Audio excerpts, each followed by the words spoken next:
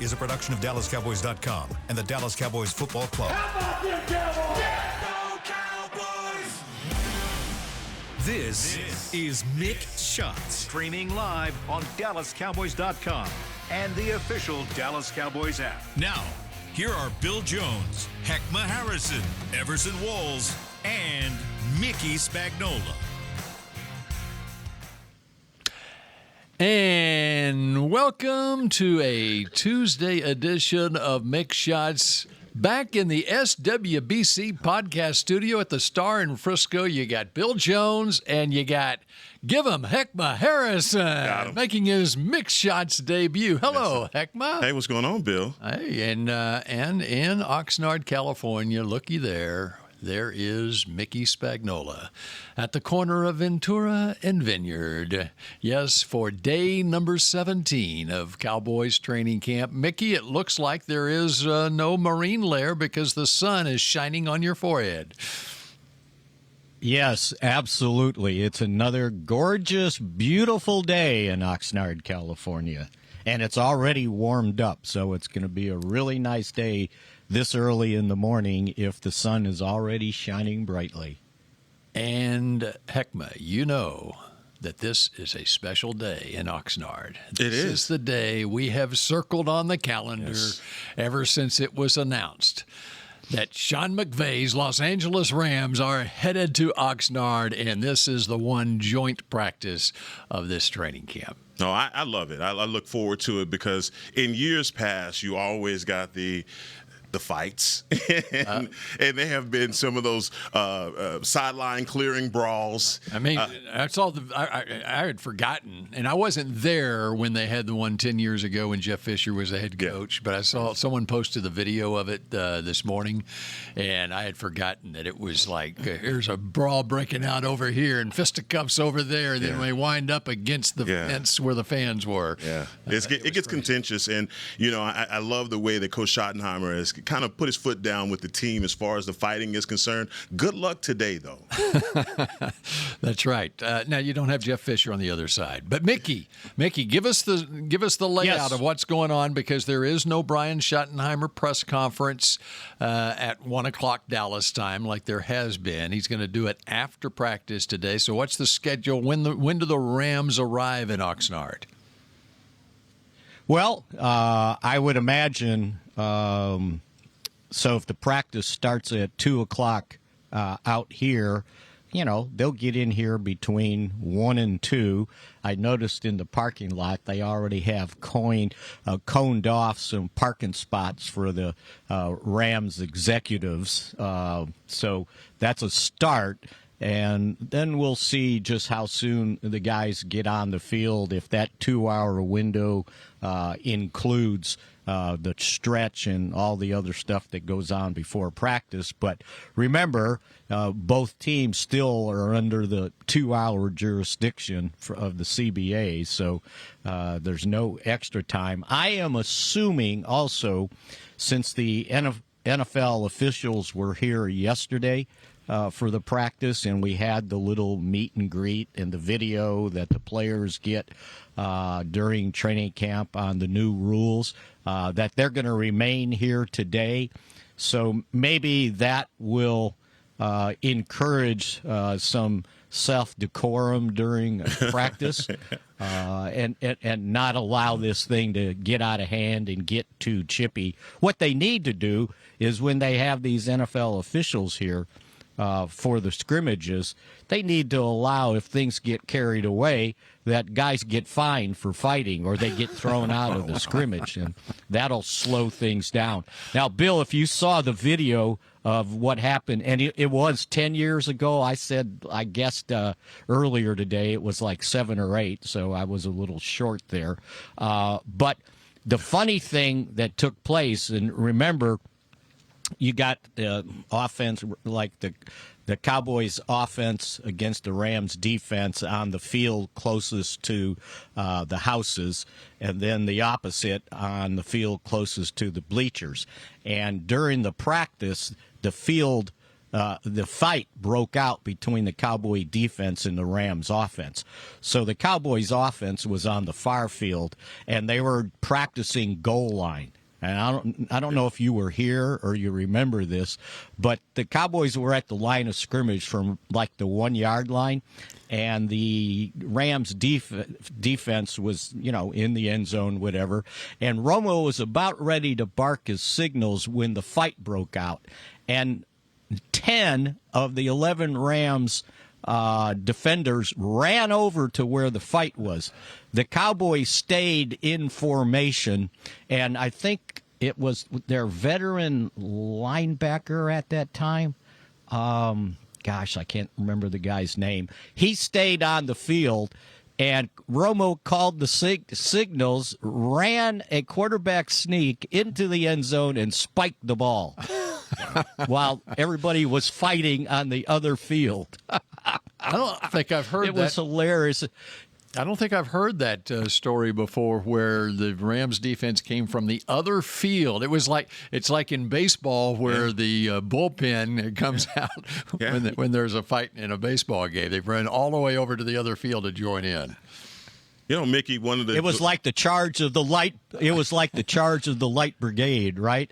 And it was hilarious. So a bunch of us that were on that field covering what was going on, we started running over there to see, right? And somebody in Cowboy security had their hands up, get back.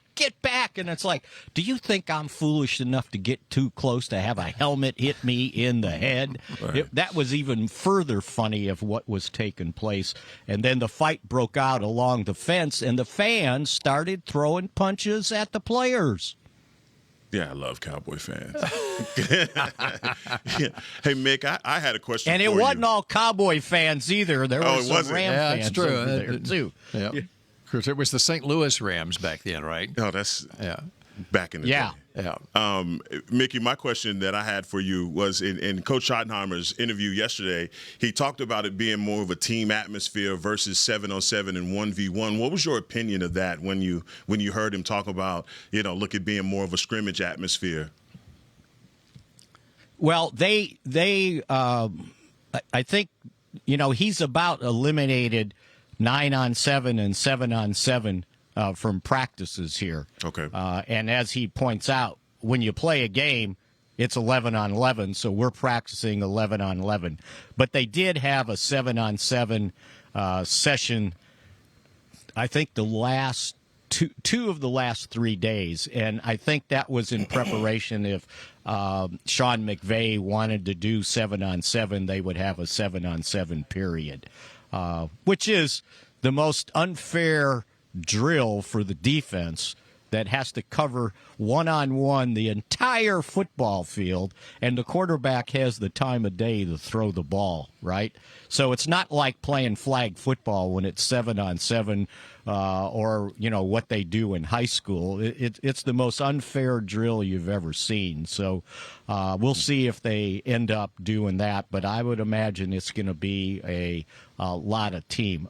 One other thing, since, we're here early in the morning, and I heard this had been going on, but Micah Parsons was actually doing his conditioning on the field with the Cowboys strength and conditioning, members of the strength and conditioning. I think Kendall Smith was out there kind of monitoring what he was doing. So if nothing else, maybe he'll get himself in somewhat condition that when this thing comes to an end, that'll be a little bit closer to playing football. But again, if you think about it, he hasn't been in pads since January 5th. I think that was the date of the last game. So there's no way, if he signs like the week of the season opener, that he's going to play in that first game. I think the trainers would really push back against doing that and getting the chance of him suffering some sort of soft tissue injury without any actual practices taking place beforehand. All right, as we get started here, and by the way, throughout the season and on our next gathering on Thursday, I assume, Everson Walls will be joining us, okay?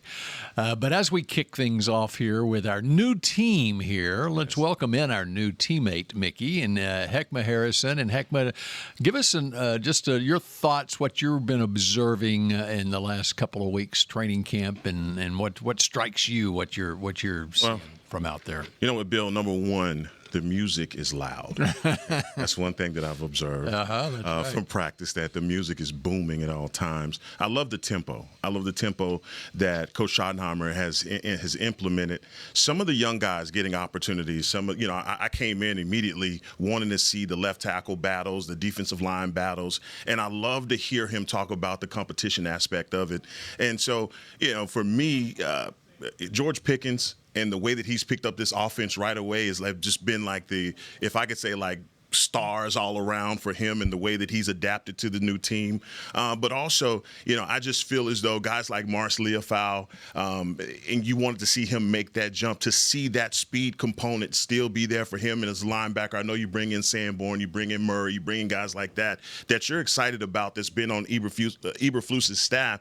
But man, you got a young linebacker in Leofau that I really enjoy seeing him and the way that he is maturing. Look, our right guard is really, when it comes down to today's practice, I want to see him personally. I want to make sure that he is going to be game ready and all the reps that he's gotten so far. So, look, it's a lot of things to be excited about, Bill, but I'm tempering that by today's practice and what I'm going to see on Saturday in the preseason. Yep, I agree with you. Mickey, Marce Leofau is a guy that on several occasions, unsolicited, or when Brian Schottenheimer is asked who are guys that stand out, and Leofau is one of the guys that usually is at the top of his list. Yeah, and some of the other linebackers got more of an opportunity last week when Kenneth Murray was, I think he missed about a week here. Yep. He went back for the birth of his child. That's important. And so Leofau got increased snaps, and so did Damone Clark. And Damone's kind of been everybody's forgotten about him because he barely played last year after starting the year before and leading the team in tackles, by the way. So he got increased snaps with Murray missing. So that was good to see him kind of getting back to what we saw from him previously. And for me, the guy I'm excited to see, not only in the scrimmage, and I'm sure it's going to be in the preseason game, is Jack Sanborn. Kind of an undersized guy playing middle linebacker. I think that Schottenheimer kind of compared him, or he's hoping he can compare him to Sean Lee. Yeah. Maybe not the biggest middle linebacker or the fastest middle linebacker, but hopefully the smartest middle linebacker, that he diagnoses things as quickly as Lee did, and that he can hold down that position. Somewhat undersized, but if you think about it, Eric Kendricks last year was undersized, and he did just fine. But I want to see him, especially Saturday, when they've got a tackle. Here they're still thumping up, and I'm sure that's what they want them to do here. And the thumping up rule, I think, applied to everybody but Malik Hooker, because something got in his mind. I talked to him about it yesterday, and he laughed. I said, who told you this was tackle football? Because the other day he was hitting guys left and right and putting them on the ground, right? And he said, well, sometimes you just run into something, I didn't mean it. But he's had a really good training camp so far, and I forgot about this. So he knows Eberflus's system, because they were together 4 years with the Colts. Yeah. So he had a head start on understanding what Eberflus is asking for in his system, and he was the one guy, along with probably Sanborn, that understand the inner workings of Eberflus's system. That's right. Hooker was a first-round draft pick, 15th overall of the Colts in 2017, which was the year before Eberflus went there as the defensive coordinator. All right, we're just getting started here. And by the way, on Jack Sanborn, one other note on him. Mickey, you'll recall what Matt Eberflus said about him. One of the biggest things that has happened with Sanborn, he feels like, is how his body has changed and the work that he's done, making himself more athletic. And so, and he's been running with the ones as a middle linebacker basically throughout camp from day one. And when Murray was there, the first week of camp, it was Sanborn and Murray lining up side by side. By the way, real quick before we go to a break, Mickey, was Murray practicing yesterday? Because on Sunday or whatever day, or Saturday, when he came back, he was off to the side. It was back to a ramp-up period for him. He had missed so much time. He was back in team 11 on 11 yesterday. Okay, didn't great. look like he missed anything either, by the way. He's a physical freak. That's right. Okay, we continue with more Mick Shots in just a moment here inside the SWBC podcast studio at I said Valley Ranch. You were? Wow, at the Star, and also in Oxnard with Mickey in just a moment. Miller Lite, the legendary light beer, the originator, the inventor. If this beer could talk, it'd tell stories about that one time, that night, that one guy, that one gal, writing a story 50 years long and 50 million friends wide, because legendary stories start with a light. Here's to 50 years of Miller Time.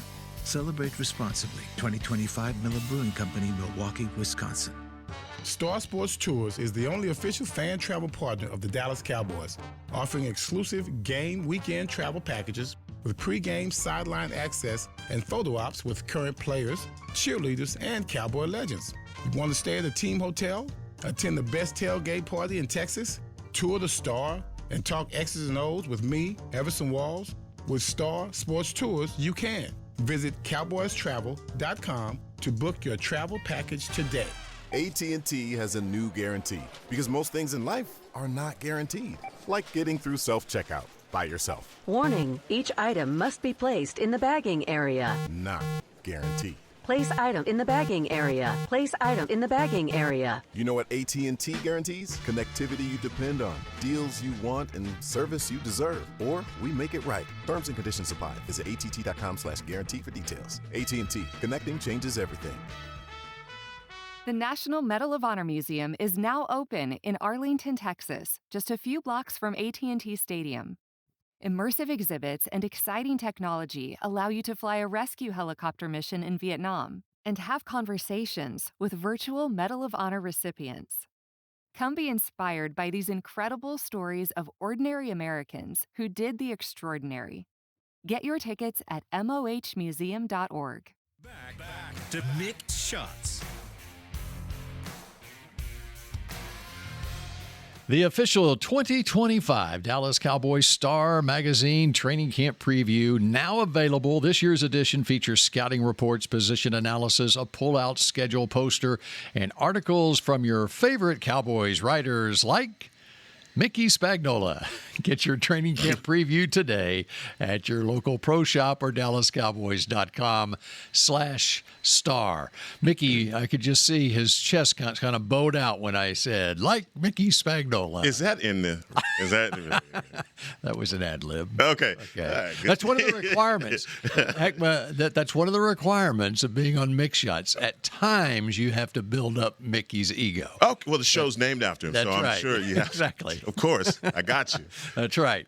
All right. You know what? It just occurred to me. And don't you forget it. Yeah.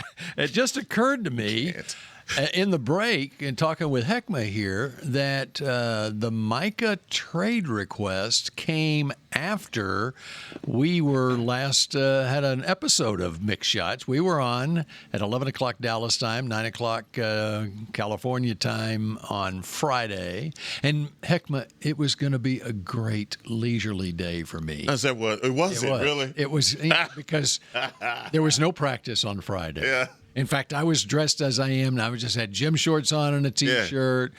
My CBS 11 responsibilities weren't until later in the day. Okay, and they were making a couple of players available, George Pickens and Kaiir Elam. So we were going to shoot that in the morning, and then we go back to the hotel, find a spot at the harbor to do our live shot from, whatever. And Oppenheimer. Right in the middle of the Kaiir Elam press conference, Micah Parsons decides to hit send. Oh, man. And it turned into the busiest day for us at camp.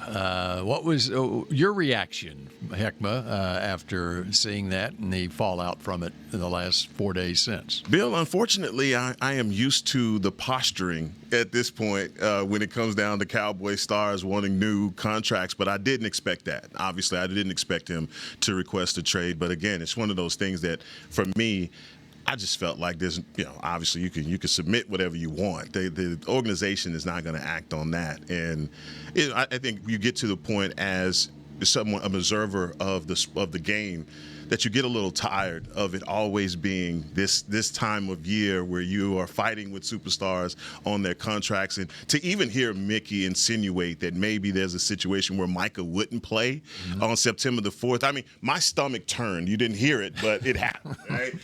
Because that's the last thing that I want to hear, is the last thing I want to be a part of, because you know how badly you need your superstar player. And I think that, in Micah's defense, if it's true, he's been talking about that he wanted to do this early.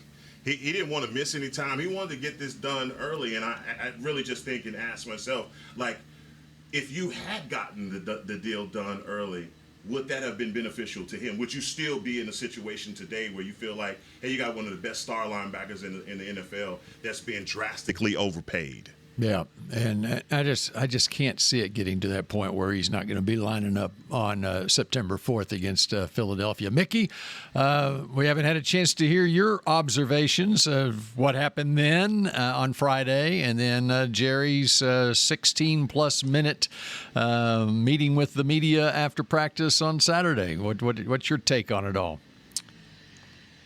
When I first heard it, stay my beating heart. Seriously. We went to the book of agent negotiations, and when you hit a stalemate and you got no leverage whatsoever and your guy's under contract, you say, I'm demanding a trade. And I'm sure Micah didn't write that dissertation, right? That came right from the agent, I guarantee you. And he just signed off on it. It's the perfunctory, I demand a trade. I don't want to be here anymore. They're disrespecting me. And then he's at practice the next day, and he's at practice on Sunday, and he's on practice there was no practice Sunday. He's at practice on Monday, and this morning he's out there working with the strength and conditioning coaches trying to get his conditioning in. That doesn't sound like a guy that doesn't want to be here, right? So the whole thing, it's a hoax. And as you saw from Jerry, he could give a flip if he demanded a trade. Jerry's got the final say on everything. And if he wanted to get it done early, he could have signed. They wanted more, or they wanted fewer years, or they wanted more guarantee or more signing bonus. So there's a lot to it than just saying, oh, pay him, because we don't know what he's asking for, right? And as Jerry said, I made him an offer, and it was more than you guys would think. And so, again, there's two sides to this thing. And so he could have done exactly what Jake Ferguson did. Jake Ferguson signed a year early so he could put $12 million signing bonus in the bank the next day. So if he wants a $40 million signing bonus, sign the thing. But you're getting a year before the contract and all the CBA stuff says you deserve a new contract. All right, so we are, okay, this is Tuesday, August, what is today? The 5th. Okay, we're just under a month away.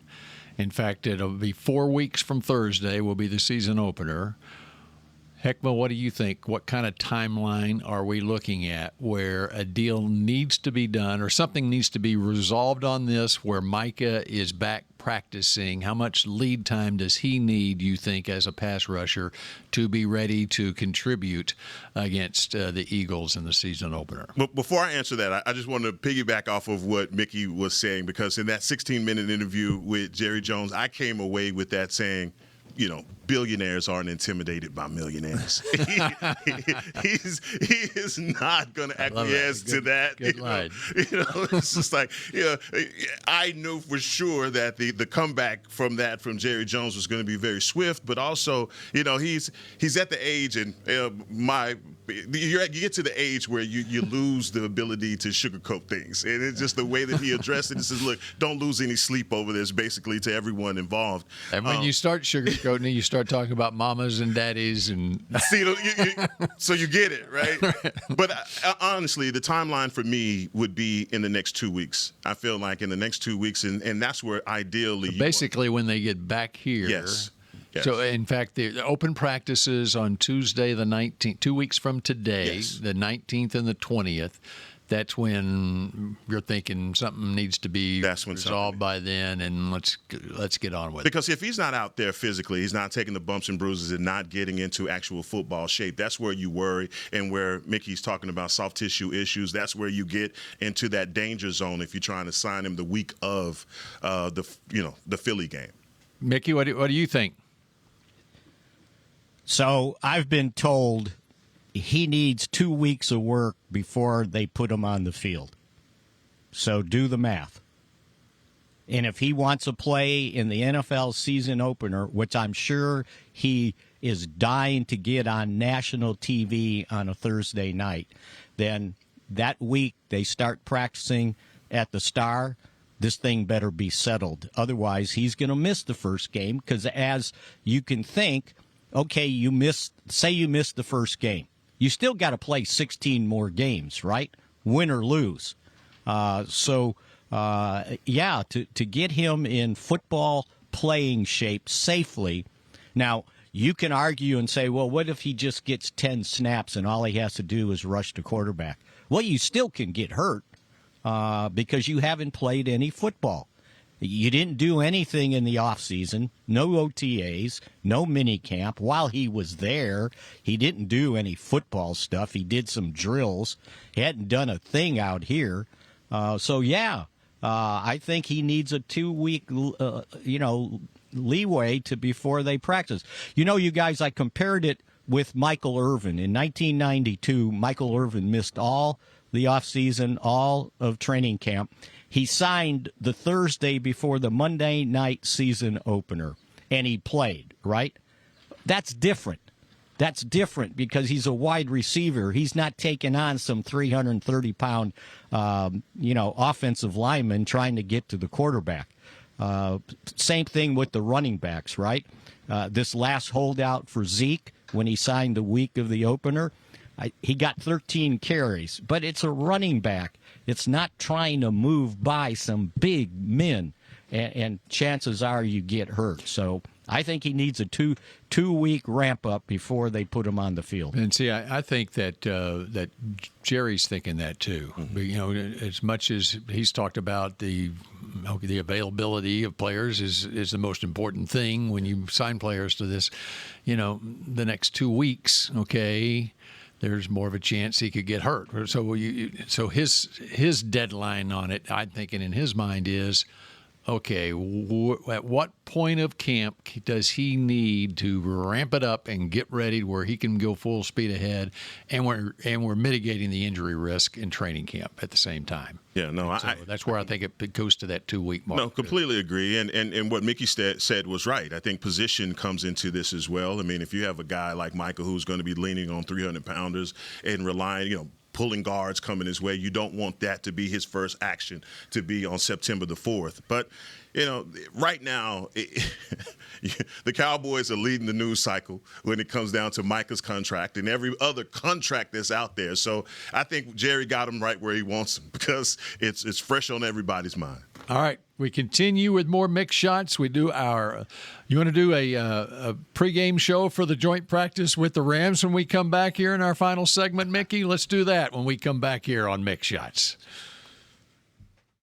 Star Sports Tours is the only official fan travel partner of the Dallas Cowboys, offering exclusive game weekend travel packages with pre-game sideline access and photo ops with current players, cheerleaders, and Cowboy legends. You want to stay at a team hotel, attend the best tailgate party in Texas, tour the Star, and talk X's and O's with me, Everson Walls? With Star Sports Tours, you can. Visit cowboystravel.com to book your travel package today. The National Medal of Honor Museum is now open in Arlington, Texas, just a few blocks from AT&T Stadium. Immersive exhibits and exciting technology allow you to fly a rescue helicopter mission in Vietnam and have conversations with virtual Medal of Honor recipients.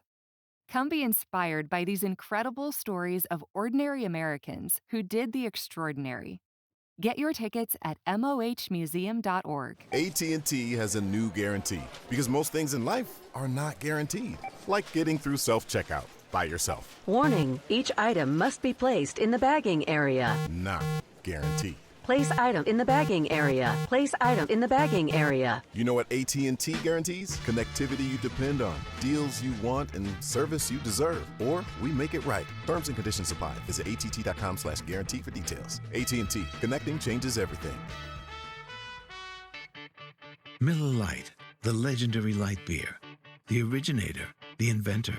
If this beer could talk, it'd tell stories about that one time, that night, that one guy, that one gal, writing a story 50 years long and 50 million friends wide, because legendary stories start with a light. Here's to 50 years of Miller Time. Celebrate responsibly. 2025 Miller Brewing Company, Milwaukee, Wisconsin.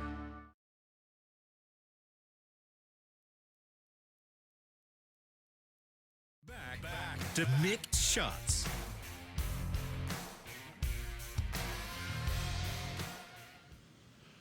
Cowboys Nation, the 2025 Dallas Cowboys schedule is officially here, and limited tickets are available now. Get ready to bring the noise as you watch your Cowboys live at AT&T Stadium when they host NFC East rivals, the Eagles, the Giants, the Commanders, plus the Packers, Chiefs, Chargers, Vikings, and Cardinals this season. Visit DallasCowboys.com/tickets or SeatGeek.com, the official primary ticketing partner of the Dallas Cowboys. As we are back here on Mick Shots, you got Bill Jones and Hek'ma Harrison here in the SWBC podcast studio at the Star. You've got Mickey Spagnola in Oxnard, as we are less than 5 hours away from the Rams and Cowboys joint practice.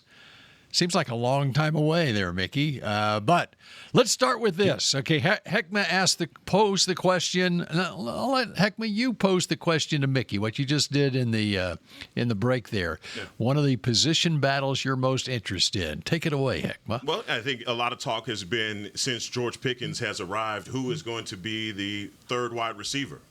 I obviously think that that's Ferguson, but I think there are other names when it comes down to that pecking order in the wide receiver room. And I want to know the guy out in Oxnard who is taking the charge to actually be the official third wide receiver.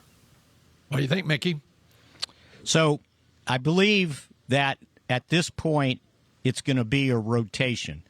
And I would think the top three guys right now are Cavante Turpin, Jonathan Mingo, and Jalen Tolbert. I think that's kind of the way they've been working things so far. And if you guys remember, Schottenheimer in the offseason said that they wanted to be able to incorporate Cavante Turpin as a wide receiver, not just a gadget guy, not just a guy that's going to line up and do jet sweeps. They want to throw the ball down the field to him. And when I say down the field, I say more than swing passes, more than screens. He's running routes out of the slot and catching balls 10, 15 yards down the field on the run. And here's the deal. If you got him on the field with CeeDee Lamb and George Pickens, and oh, by the way, you get Jaden Blue at running back and him on the field in the slot, somebody's got to be covered by a linebacker. And there ain't no linebacker on this earth that's going to run with any of those 3 guys or 4 guys for sure.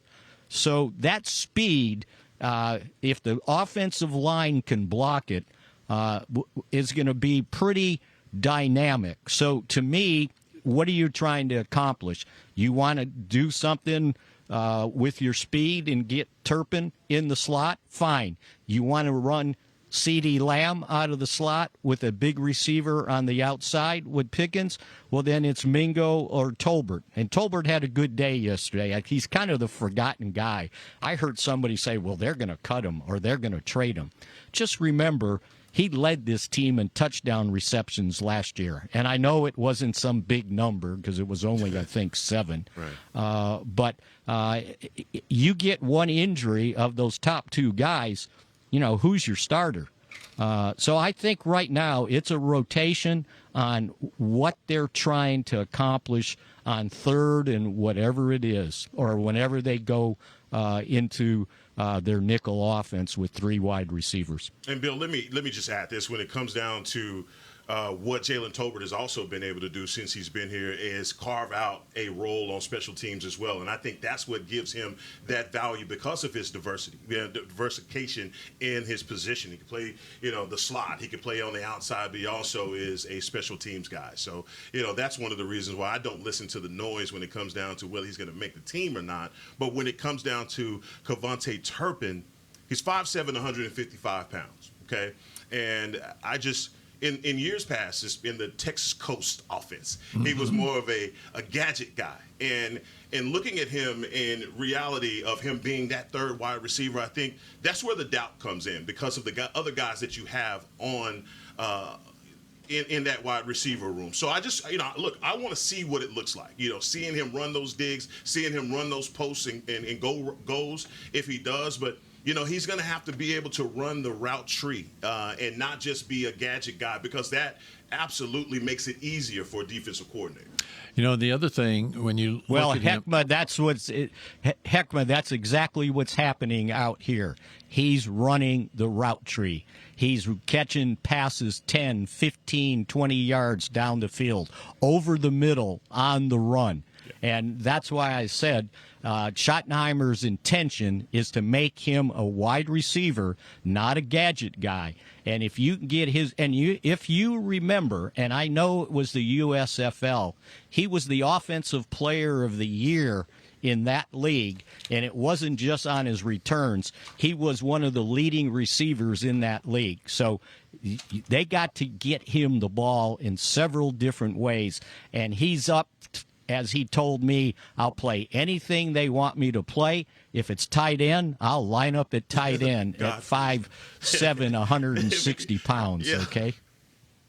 And if, for those of us who remember him at TCU, he was a good receiver at TCU, too. In fact, I just looked up his numbers in 2017 at TCU. He's first-team All-Big 12 as an all-purpose player. He finished the year with 41 catches for 394 yards. So, and that was all as a slot receiver, wideout type, because they weren't using him in the backfield. I do think one of the interesting things that Brian Schottenheimer has mentioned is a comparison. He was been used a little bit in the backfield as a running back type, and he mentioned Darren Sproles.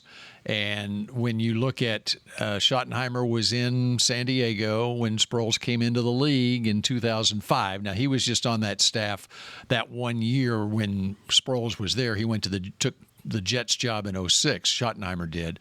But he saw how he was being used in San Diego. Now, the difference between Darren Sproles and Kevontae Turpin is huge in terms of being a running back, because Sproles, his trade was a running back at Kansas State. Probably, he could have won the Heisman at Kansas State. Came very close. In fact, if you ask Bill Snyder, he should have won the Heisman as a running back there. But when you look at, I just looked up Sproles' numbers, his rushing attempts in his career at the Chargers, and the most number, and another difference between Sproles and Turpin is Sproles is 190 pounds and Turpin is 158, whatever he is. 30-pound difference in size there too, but about the same height. The most number of rushing attempts that Darren Sproles had in his NFL career was 94. Okay, extrapolate that over just average it out over a 16, 17-game season, 16-game season in his case, and, that's 4 catches a game, something like that, right. 5 catches a game, or 5 rushes a game.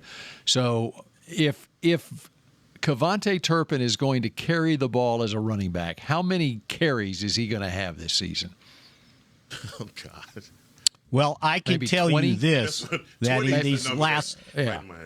Go ahead. So like an average of in these one last a game? Couple... I bet he gets more than that, because they've lined him up as a true running back these last few practices. He's in a one-back offense, and it's with the first team. They're not messing around with second team and third team reps at running back. But he has gotten snaps as a true running back. But that doesn't mean he's going to get carries as a running back every time he lines up as a running back either. But that's a good way of getting another receiver on the field, and you can do some creative things. And that's one of the things I love about Schottenheimer as the play caller, and probably one of the reasons Dak and the brain trust here, they were big even before Schottenheimer became a serious candidate to be the head coach of this team. They wanted to bring him back as the play caller, and they like what he brings to the table. Yeah, I think he's a dynamic player. I think. Well, let me add that they've handed him the ball too, by the way, as a running back. He's not there to fake people out. It gets interesting, right? We're at a part of the season where we're still playing the guessing game with what Schottenheimer's offense is going to look like, and you bring in you get a running back like Jaden Blue, you get other guys that are that you bring in through free agency. Maybe it's not ideal in my football brain to even think about Kevontae Turpin as a running back, and you talk about the carries that he may get. I'm between 15 and 20, and it's all going to be situational that he does get those carries. 4th and 1, I don't want to see Kevontae Turpin, and I know I won't see that. I'm being funny when I say that, but I'm just saying it's just one of those guys that really is dynamic, and you saw how dynamic he was last season, just on special teams. I like the fact that they're figuring out ways to get him the football, and because he is a big play threat every time he touches the ball. Mickey, some final comments. By the way, final Mick shot from you, Mickey.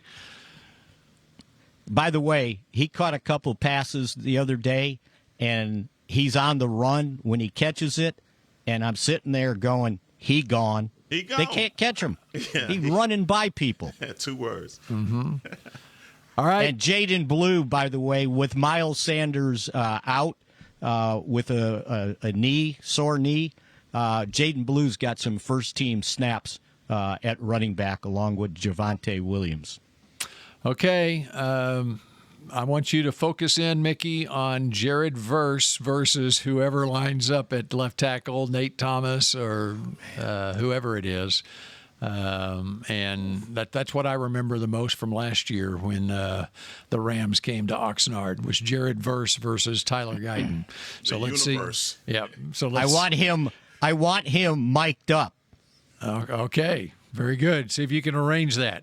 And how about we do this again on Thursday? And how about we go ahead and text Everson and see if Everson might join us too? What do you think of that, Hek'ma? I think we need to get that going right now. All right. Very good. All right, Mickey, enjoy your joint practice in Oxnard today. And Hek'ma, we appreciate it.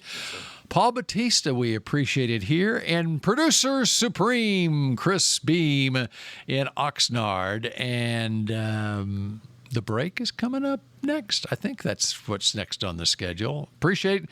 And we will shout out you again on Thursday at 11 o'clock Dallas time.